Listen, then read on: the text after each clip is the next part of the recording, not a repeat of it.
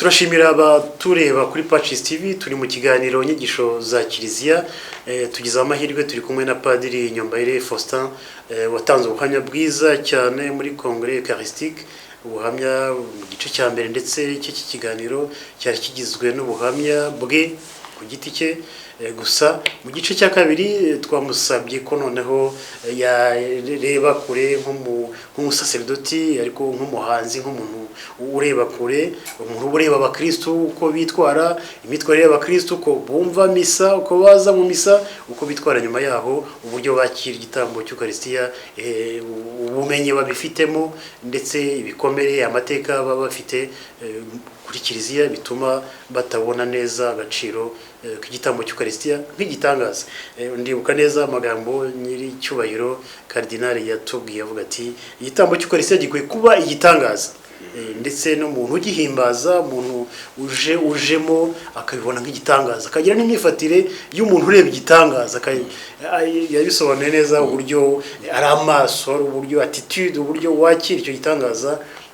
Nkeka rero ko bitaratugeramo cyane, hari bamwe bakeya nka Padiri Nyombayire n'abandi bumva neza agaciro k'igitambo gitagatifu cy'Eucharistia, ariko hari n'abakristo benshi twese uko tumeze, aho tuvuka, amateka twanyuzemo, tutarasobanukirwa neza n'agaciro k'icyo gitangaza. Padiri Nyombayire, nagira ngo mwongere muramutse abakristo. Kristo Yezu akuzwe. Padiri, mwaduhaye ubuhamya bwiza cyane, ariko ni ubuhamya bwanyu, uburyo mwahuye na Yezu, uburyo mwamukunze, uburyo muhimbaza igitambo gitagatifu cy'Eucharistia. Nagira ngo mbabaze uko mubona abakristo mubabona mute muri rusange muri iyi myaka ubukristo bumaze imyaka irenga 100, ariko ubukristo butarafata. Uyu munsi mubona abakristo bate? Mubona inzitizi zituma abakristo batarumva misa ngo bahimbarwe nabo babone misa nk'igitangaza, mutekereza ko ari zihe? Ntibyoroshye kubivuga mu magambo make kandi no kumenya abakirisitu sinzi bose. Icya mbere nuko hari abakirisitu benshi bazi Yezu, bazi Eucharistia, bazi igitambo, banamushengerera. Buriya nuko ibitari byiza birasakara. Buriya igicuba cy'amata uko kingana kose, iyo haguyemo isazi ubona isazi, kandi amata niyo menshi kuri ako gasazi.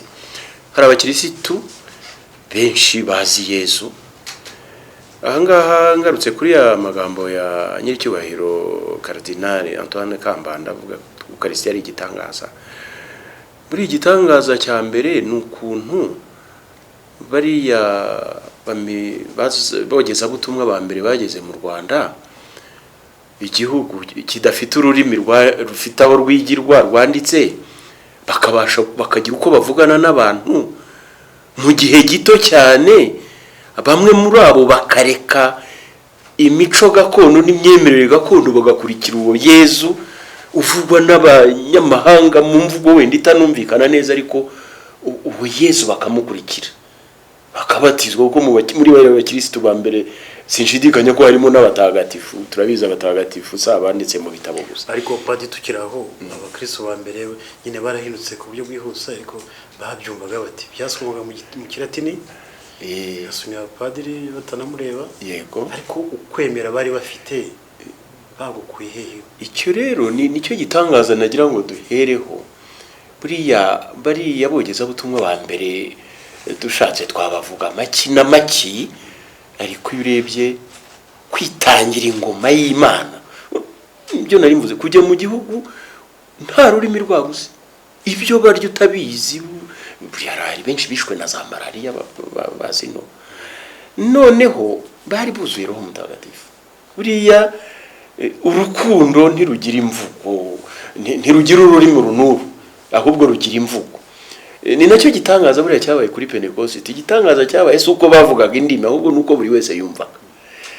Ntabwo nzi uko byagenze, ariko ni Roho Mutagatifu wabyikoreraga rwose.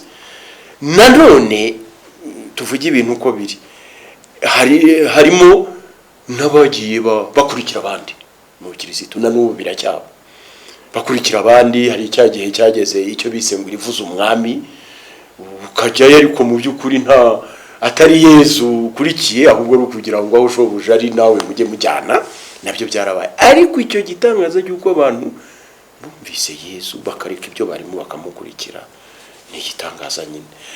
Kinasa ni byabaye ubundi ni yogeze nako Kiliziya ikivuka, kuko Paulo abo yigishaga benshi bari abanyamahanga nyine, abayahudi bamaze gusa n'ababinyega n'ababikerenza. Noneho rero ngarutse ku Ukarisitiya ubwayo ntiwayitandukanya nuko abantu bakiriye Yezu ari we bakiriye mu by'ukuri, kuko ikibazo kibaho nuko umuntu ashobora kwiga akabatizwa agahabwa amasakaramentu yose ntahure na Yezu.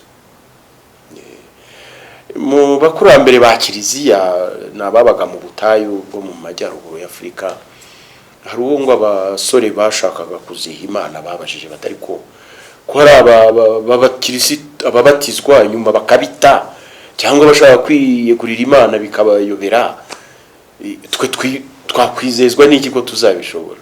Uwo ngo arababwira ati, yakoresheje nanone ikigereranyo cyo mu gihe cye, ati murabona abahigi n'imbwa zabo bavumbuye nk'urukwavu, ati nimurabona ko hari imbwa zikurikira urwo rukwavu paka zirugezeho n'izindi zigeraho zikigarukira. Bati imbwa yarabutswe urukwavu ntigaruka itarushyikiriye, ariko yapfuye gukurikira izindi ntarwo yabonye ikiraho ikibaza ikikora ikigarukira. No mu buzima bwa Gikirisitu nicyo ngicyo, uwahuye na Yezu nyaguhura nawe niyo wamugira ute barakomezanya. Ashobora kugwa akagwa byuka n'ibiriya navuga ni Yezu ntatubera urukingo rw'amakosa cyangwa iki, ariko aturinda amahano kuko wahuye nawe kamere yirahinduka. Tugarutse rero wamuze utabakirisitu babona ute? Hariho abakirisitu benshi kandi bazi Yezu wari bahuye nawe. Hariho n'abandi nabo batari bake bagiye nk'uko bato bavuga ubu bameze nk'abari mu kigare, nibo ugira uryo kumva bati narahakanye. Wahakanye ze kubera iki? Ngo nabuze ibi nibi, cyangwa se akitwaza ko yabonye umuntu ngo wakoze ibi nibi bigahinduka impamvu. Yezu ni Yezu, uwahuye na Yezu ntamurekura. Kandi ibyo byiciro byombi birahari. Hari abahuye na Yezu bazi amasakaramentu kandi rihatsa ndi n'Ukarisitiya.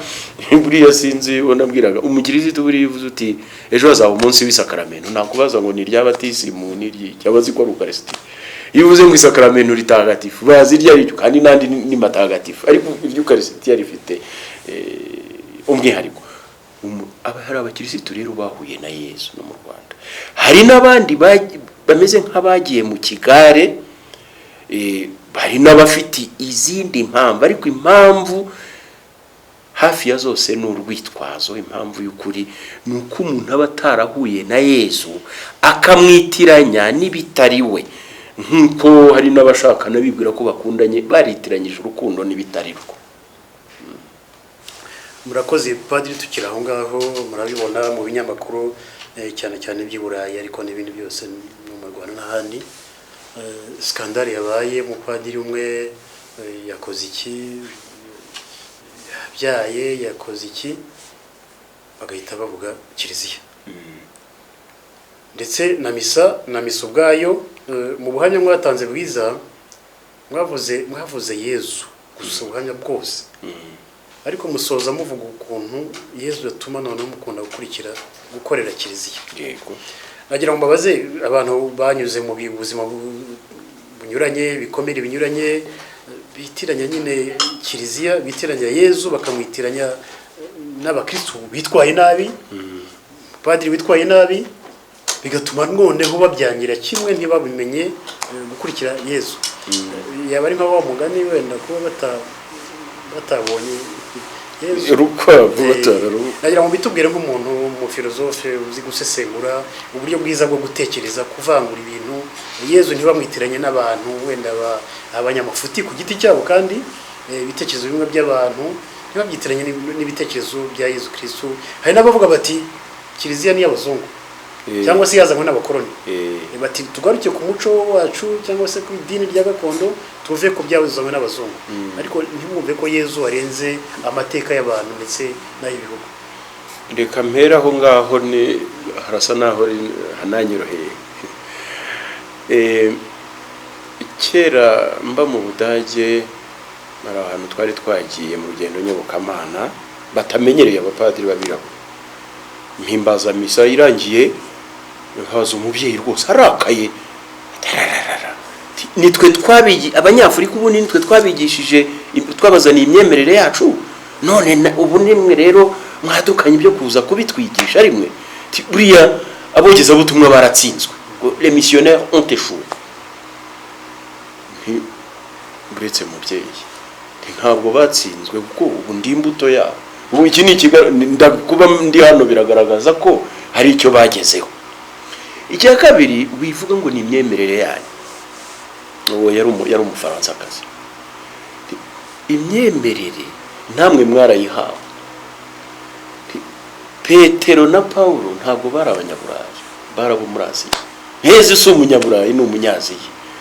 Ni ukuvuga ngo mwazaniwe imyemerere, mwazaniwe ubukirisitu. Noneho bamwe muri mwe abo bogeza butumwa iryo shyaka ryo kumva ko ibyo byishimye byo kubana na Yezu umuntu atabyihererana, nabo bagira ubutwari n'ibyishimo byo kubituzanira. Yezu si uwanyu, Yezu ni uwa twese. Ni nkuko wa mumarayika wabwiraga abashumba mu ijoro Yezu yavutsemo ati mbafitiye inkuru nziza kandi izabi y'abantu bose. Ni Yezu ni uw'abantu bose. Nkuko yaruvuze rero igihe cyiyogeza butumwa bwa mbere koko hari aho bitabaye mahire ko abogeza butumwa bagiye baza bashoreranye cyangwa mu gihe gito bakurikiranye n'abakoroni. Noneho bituma hari babandi navuze bakurikiraga gusa kubera ko iby'umuzungu ari byo byari bifite ireme n'ijambo, bati ubwo tuzajyaho aho abandi bajya. Igihe rero cyo kwigobotora ubukoroni bati umuzungu najyane n'ibye. Ibi rero gukumunzura buri gihe, la généralisation bizanamo kurenganya, kwitiranya. Abakoroni muri bo hari abari abakirisitu, ntabwo bose bari bo. Abogeza butumwa bazanye Yezu ugomba kuba na kuwaziye abantu bose. Nanone ntiwabura kugira uti igihe baziye bari bamaze imyaka irenga 1,000 ngahe Yezu bamwemera, ubukirisitu bwabo buvanzemo n'imico yabo, ku buryo uko batuzaniye Yezu n'inkuru nziza byari bivanzemo n'imigenzereze nk'iyi wabo. Kandi mu gihe cyabo rero ubumenya muntu n'imico aho itandukaniye ntibyari biboroheye ngo bamenye kumenya kurobanura mu by'ikinyarwanda muri ibyo bya kera ngo bamenye iby'umuco gusa n'ibijyanye n'imyemerere. Aho byarabagoye, niyo mpamvu no muri gatikisimu bavugaga nk'ibyo tubuzwa n'itegeko rya mbere bagiraho ngo n'ibindi byose by'amafuti. Ariko nta wabarenganya, baragerageje. Uko rero kuba bamwe baragize ngo ubwo bukoroni bugiye n'ibindi nibigende, niba abandi batamenye Yesu wari, niba abandi barebye igishishwa ariko ntibagera ku ntimatima y'ubutumwa bwa Yesu Kristo. N'ubu ngubu baracyariho no muri iki gihe cyacu dufite kumva ngo ibi ni iby'abazungu, dusubire ku byacu, ko batubujije Imana. Nta wabuza abantu Imana yabo. Imana ni imwe. Bari icyo batuzaniye batumenyesheje Yesu Kristo. Kandi na Petero na Paulo bigisha bariya ba mbere naho ngaho. Imana ni imwe, ahubwo yageze igihe yohereza umwana wayo. Imana yakunze isi cyane igeraho yohereza umwana wayo ngumwemera atazacibwa, ahubwo azagira ubugingo bw'iteka. Aba rero babivanga ni ukwitiranya. Nari ngiye kuvuga ngo nshatse navuga ko harimo n'ubujiji noneho wavuze na kiriya kindi cy'uko umuntu avuga ngo hari umupadiri wakoze ibi n'ibi batari bamwitezeho bihabanye nuko bamwumvaga ngo Kiliziya turayiretse. Padiri uwo si we Yesu. Yuda yari intumwa ya Yesu na Petero ndetse yaramugambaniye, ariko urukundo n'impuhwe bya Yesu biramuvugurura. Uku kwitiranya ni ukutamenya Yesu wari we. Kandi nk'uko nabikomojeho, abenshi muri aba tuvuga ngo Kiliziya bayiteye umugongo batarigeze bayimenya, nabyo wari ubivuzeho. Uriya Kiliziya nta wayitandukanya na Yesu. Ngira ngo uribuka mu gitabo cy'ibyakozwe n'intumwa aho batubwira ihinduka rya Sawuli aba Paulo. Yesu avuze ngo Yesu amubwira ati urantotereza iki? Sawuli urantotereza iki? Ntaho yari yaramubonye ngo amutoteze, ariko nuko yatotezaga abayoboke be. Kiliziya ni umubiri wa Yesu, abagize Kiliziya ni ingingo z'uwo mubiri wa Yesu, ntiwabitandukanya. Kuvuga rero ngo rumwe muri izo ngingo rwagize rutyo ubwo ni Kiliziya yose, ibyo n'umunyarwanda yaravuze ngo nguwisha ababi yamaze abeza. Ngira ngo tukize ibyo byo kwitiranya no kuvangitiranya, noneho ntitwitiranye nanone guhura na Yesu no kubisikana nawe. Ngira ngo hari aho byatugeze. Kutitiranya ariko padiri, nagira ngo tubena mu bitwumvishe bijyana no kubumenyi.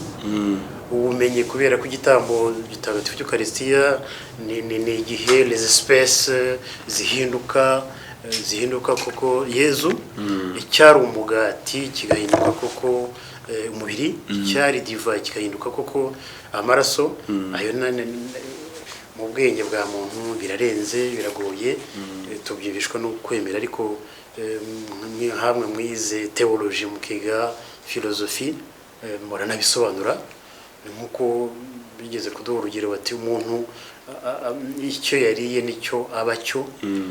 Hari ubwo n'abantu baba batazi neza gusesengura no kumva naho ubumenyi bwabo bugera mu kwemera, kumva ko les espèces bya bimenyetso bihinduka koko. Hari ubwo rero tuba tubiheruka, abakristo benshi babiheruka muri gatigisimu bize bakihabwa Ukaristiya ya mbere myaka 7, ariko nyuma ntibagire amahirwe nk'ayo twagize muri kongere eucharistique, aho twabonye inyigisho kuko zirambuye. Yego. Kandi tukumva n'ubuhamya. Niye nama mwagira abakristo kugira ngo bamenye koko uwo Yesu, bamenye agaciro ka misa, ni bakora ikibo. Reka ngire gato mbanze nko kubyo wari uvuze uti gusobanura uko umugati uhinduka umubiri wa Yesu na divayi gahinduka amaraso ye.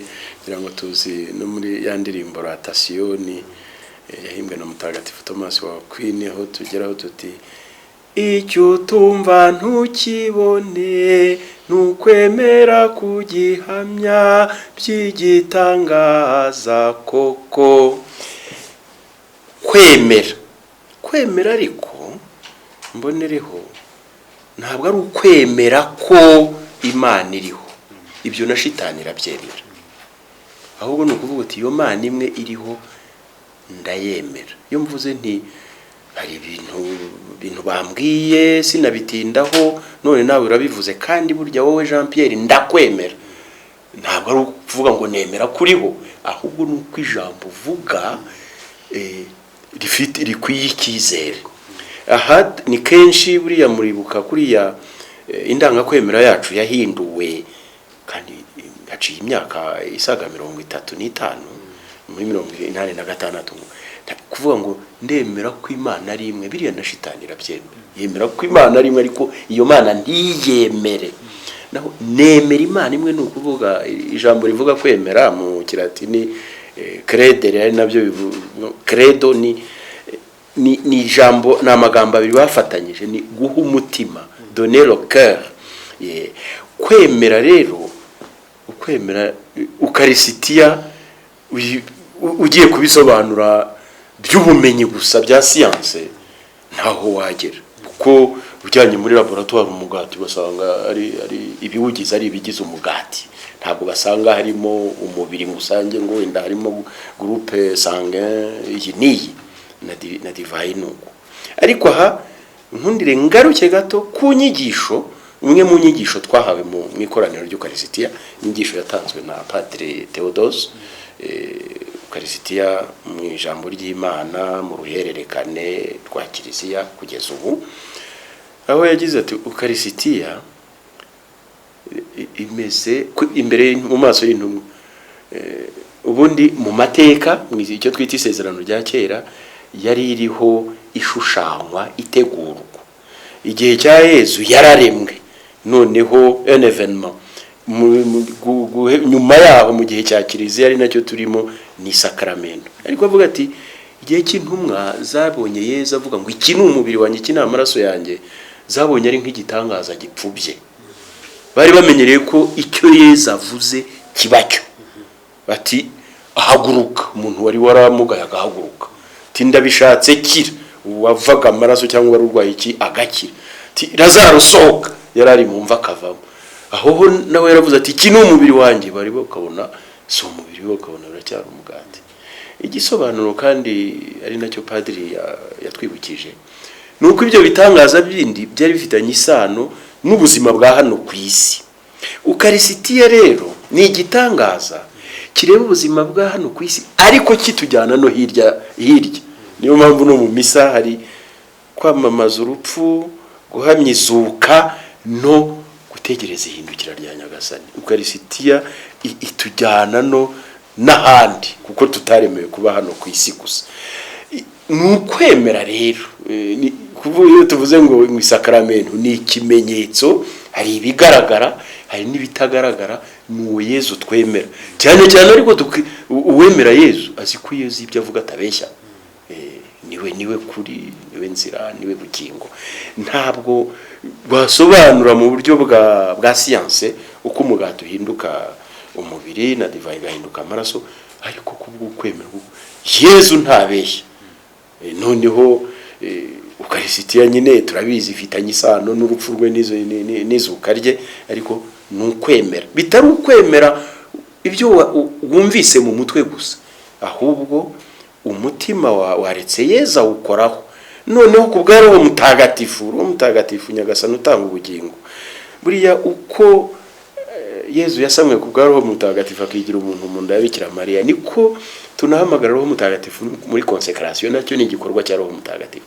Ni nawe rero udufasha kumva, turebesha amaso y'umutima, kumva ko ari uwo Yezu utwihaye, turi kumwe, bitasobanuka ukundi kutari uko mu kwemera nyine.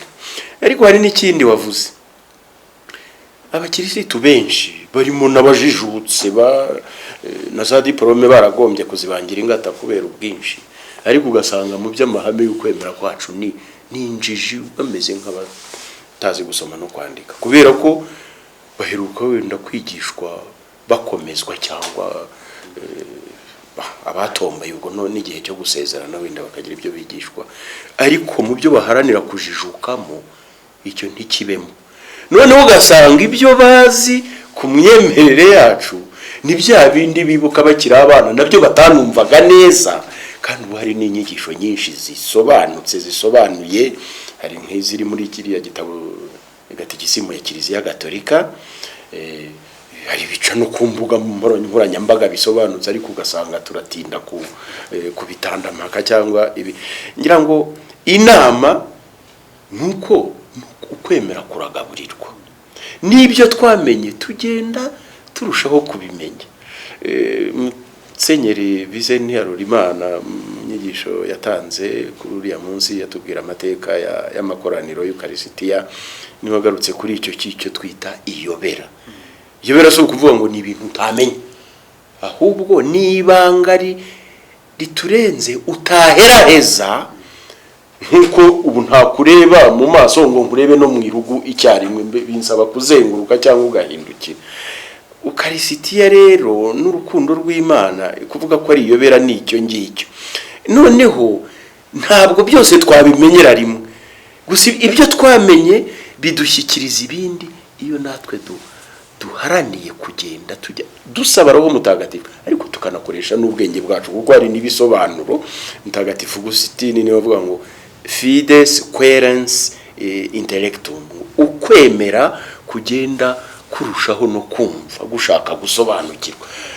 Ni byiza rero, ni na ngombwa ko abakirisitu bagerageza no kushijuka mu nyigisho za kiliziya, kuko hari ibyo bayoberwa kubera ko batigeze babibwirwa cyangwa baharanira kubimenya, bigatuma baritiranya. Ari abantu bajijutse ugasanga ntaho bataniye na bamwe batigeze bagira amahirwe yo kujijuka, ugasanga noneho hari abatazi gusoma no kwandika bazi Yesu, akaba yanakwigisha. Nanjye ndi padiri akanyigisha kuko yahuye na Yesu. Erega ufashe n'ingero bariya batagatifu twavugaga ba Agustin, ba Ambrose, bande nta shuri rya teologiya bizemo, ni ijambo ry'Imana bakamurikirwa na Roho Mutagatifu, noneho Yesu akabahishurira ya mabanga nabo bakayahishurira abandi.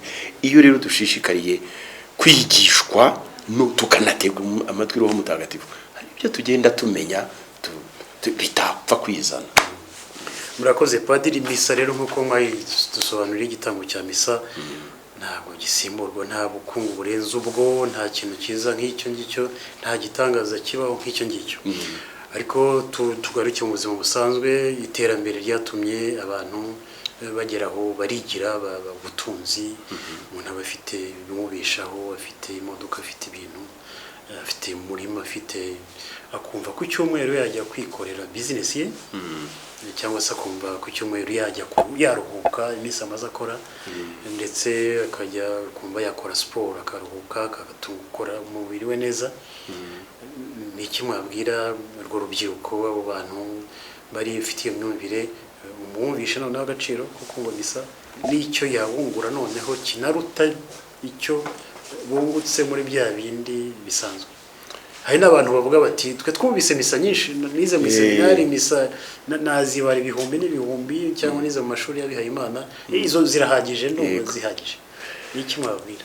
Reka mpere kuri abo uvuga ngo numvise misa nyinshi, uba waranabirangije. Niba kwaba ukuzumva gusa nawe si wowe. Misa bundi ntabwo ari kujyayo ngo uyumve nk'uko tujya kureba umupira cyangwa tukumva amakuru. Misa ni Nyagasani uba wagutumiye ngo ugera aho ari, ntabwo wagera aho ari ngo have ukimeze uko wari umeze mbere. Ntibishoboka. Ni nk'uwa kuvuga ngo arakwegereza iziko ukomeze ukonje wari ufite imbeho. Ntibishoboka. Bariya rero bavuga ngo bumvise misa izi nizi, ese ko ntawe ndumva avuga ati maze imyaka 50 ndya ubu kurya ngiye kubireka, nariye byinshi, ko ntawe ubivuga. Bariya rero n'ubujije. Utaramenye rero ntiwamurenganya, ibyo birababasha, ahubwo ni imyumvire. Ni ukuvuga ngo muri icyo gihe koko misa aba yari n'amatwi akajyaho kuko wenda bitegetswe, ariko ntiyigeze ahura na Yesu. Ikindi wari uvuze ni nguku abantu vuga ngo kujijuka, kwigira, nabyo si bibi. Ariko rero duhereye ku byo bita kujijuka, buriya n'umunyarwanda yoze utazi ubwenge ashima ubwe. Umuhanga witwa Louis Pasteur, mujya mwumva mu bakoze ubushakashatsi bukomeye, niwe avuga ati buriya peu de science éloigne de Dieu. Abibwira ko hari ibyo bazi ariko ari bike bajya kure y'Imana, kuko ugenda amenya nyakumenya nibwo agenda anavumbura ko ibyo atari yamenya ari byo byinshi. Aho kuri iyo ngingo nongere mvuge undi ni Papa Yohani Paulo uriya wa mbere, wamaze iminsi 33 gusa ari papa. Nawe haraho yigeze kuvuga ngo ubwenge ngo ni nka confiture, bya bindi dusiga ku migati ngo iryohe. Ufite ka confiture gake yashyira ku mugati arakwiza cyane nyine kugira ngo ikwire, ufite nyinshi aracucika. Uzi ubwenge buke rero ni ugenda arata kwazi. Naho umunyabwenge atangarira ibimurenze. Buriya uwaba umunyabwenge bukuri nari ngiye kuvuga ngo no n'Imana yayigeraho kuko agenda abona inyanja y'ibyo atazi igenda ahubwo ayirushaho kwaguka. Abishunga rero ngo kuba kumenya ubwenge bituma iby'Imana ntacyo bivuze, ahubwo baba bafite ikibazo mu mimenyere yabo. Ibyo rero twita nanone kwigira ngo business, ngo mu misase ngo najyayo ngo barama nibura na veni. Ni umusore wigeze kubimbwira ngo nta kivamo. Ni ukutamenya ese ubu Imana yandemeye kurya no kunywa ntaniye he n'itungo cyangwa isazi cyangwa iki?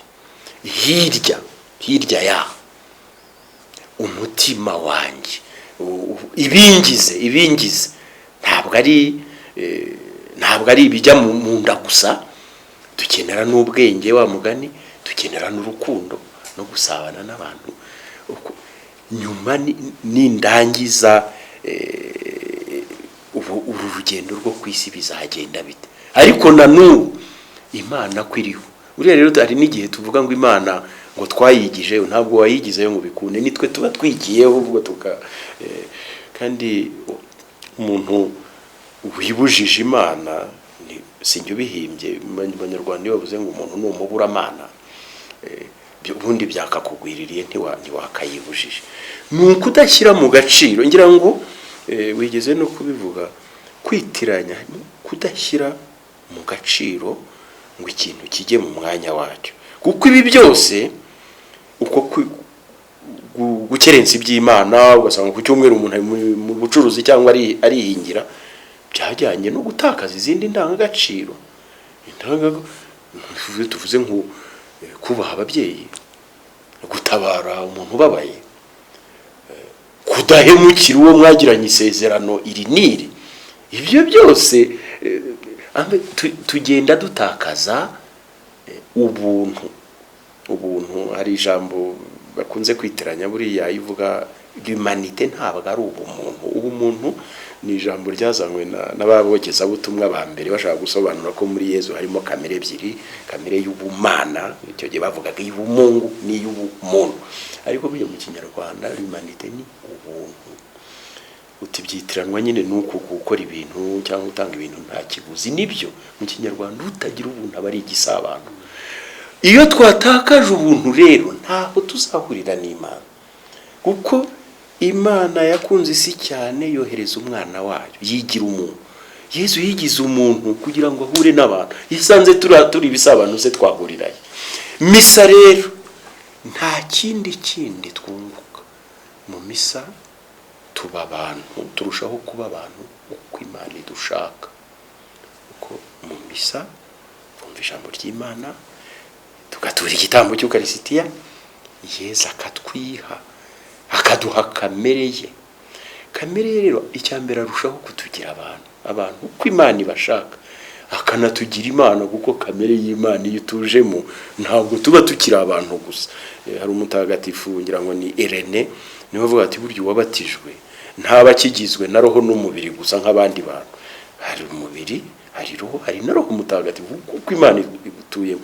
Ukarisitiya nuko kongera gutyazwamo Imana, ubuzima bw'iteka twifitemo kuva tubatizwa.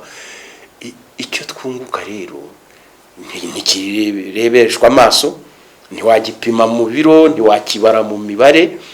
Ni ugukura. Ntabwo gukura ntiwamenya uko bipima, ntiwakwitegereza umwana ngo uvuge ngo kuva ejo kugera none yungutseho milimetero. Oya, mu misa tuba tugiye gukura mu rukundo, mu gusa n'Imana, no mu kurushaho kuba abantu uko Imana idushaka. Umuntu wihaye kuba umuntu ariko mu buryo budahuye n'ubwo Imana ishaka ahinduka igikoko. L'homme sans Dieu est un monstre.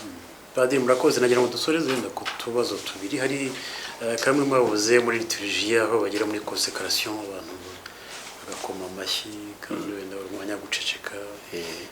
Hari indirimbo zisakuza cyangwa se zitanashimira wa mugani. Hari muri liturgie nk'umuhanzi n'uruhe ni iki mwabivugaho? Hanyuma ikibazo cya nyuma kinasoza ni iriya mvugo no muri Kongere yagarutseho namwe mwayigarutseho, kumva misa. Musoze mubwira abakristo iryo jambo rwose ahari nubwo ntacyo ryaba ritwaye ariko rihindure imitima abantu bagiye bitwara bate noneho atari ukuza kumva bisa kuko akenshi baza ari nk'indorerezi bifashe ndetse neza ndetse bagatahana n'icyo bumvise burya ubajije abantu n'ivanjiri yasomwe no kumva ntibumva nyine no kumva ntibumvise reka mpere kuri icyo wabanje cy'urusaku mu misa n'amashyi y'urufaya muri consecration buriya mu byo twatakaje rero muri iki gihe navuga ko tugenda dutakaza ubuntu usanga tuzibiranyijwe n'urusaku kandi kera n'umunyarwanda aravuga urusaku rumara amagambo bavuga bati umugabo muzima uticura ngo agarame yibaze akora ibitandamaka kwibaza kuzirikana buriya ni naryo uku guceceka aho abantu badaceceka burya nta buzima buba buhari buriya nk'abariya bahanga ba kera nka ba Sekarama wahimbaga ibisigo birenze 100 ntaho yabyanditse kuko atazi kwandika ariko bamubwira iki n'iki akaba ari cyo avuga ntabyitiranye nibanga yuko iyo umuntu agira umwanya wo gutuza nibi murimo birarongoroka bikiteka bimwe bikajya aha ibindi bikajya hariya Kiliziya rero umubyeyi wacu yatwibukije ko mu misa hari umwanya wo guceceka ubundi kuganira gushyikirana n'umuntu ntabwo ari ukumubwira gusa uranamwumva ibanga rero ryo kuganira ntabwo ari ukuvuga neza ahubwo ni ukumva neza ni uguceceka ukumva utazi guceceka ngo yumve ntabwo amenya kuganira mu misa rero hari ahantu henshi hateganyijwe guceceka kugira ngo neza tubwire Imana yacu ntigaragara ntabwo iri mu rusaku nka nanga yivuza cyangwa abandi ntiriwe mvugira ahangaha Imana yacu iratuje hari igitabo cya kabiri ngira ngo cy'abami hari aho batubwira Imana ijya kubona na Eliya yambwiye turahura nkuba zirakubita tugiye guhura Imana atari mwiri umutingito reka da ahubwo ngo mukayaga gatuje Imana yacu surusaku gusakabaka rero mu by'ukuri bibuza Imana bifata kuko bitubuza n'ubumuntu mvuge nk'abandi ariko ubundi n'ubuntu ibyo rero ni nabyo bituma dukora ibyo tudatekereza ntitwumve n'impamvu tubikora umuntu akora ibyo atazi ukabona abantu bakoma amashyi nawe ukayakoma bikaba nka wa mugani batubwiraga ngo inyamaswa ziruka izi zibonye nazo zikiruka izi zibonye nazo zikiruka ntayizi ikizirukanza amashyi muri consecration ni kimwe muri ibyo dusa n'abakora ikintu tutaziye impamvu misa hari igice cy'ijambo ry'Imana hari igice cy'Eucharistia hari igihe cy'amaturo tuzana hari igihe cya consecration igihe cy'igitambo nimwakire iki n'umubiri wanjye nimwakire munywe iki n'amaraso yanjye amenerwa mwebwe noneho kubera kwa kwitiranya wa mugani kuko ni hostie imwe nkuko niyo mu mutambagiro turi mu mutambagiro ni hostia no gushengera ni hostia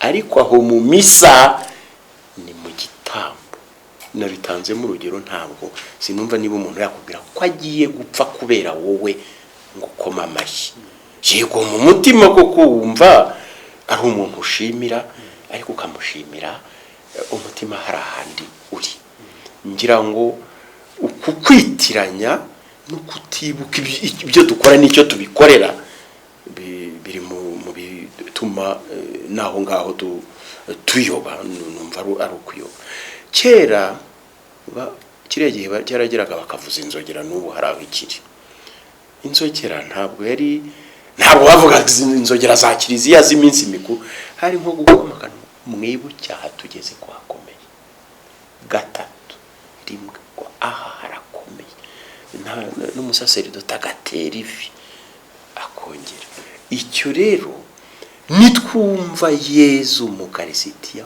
wari we tukumva niyo mpuzo yuko ari igitambo, ko hositi Yezu mu misa atwiha nanone ku buryo budasesa amaraso, ariko ni cya gitambo. Noneho si za ntumwa bari kumwe, ni wowe nanjye, ni twebwe. ariko padiri ntabaragoye, hari ukuntu mwasone neza ukuntu icyo gitambo ari icy'ako kanya, ari icyo kigihe natandukanye n'icyejo yego, kuko niho havuka akamenyero, umuntu akumva ibyo abonye ngo ni bya bindi. hari n'umugani bavuga ngo kumenya ibintu nka misa ya padiri, nka misa nyine. Ariko rero akamenyero koko gakoresha n'amahano. Uwo bise kamenyero mu Kinyarwanda agira ngo mpuzamahano yakoze, abandi batuko bisanzwe yokeje umuserebanya.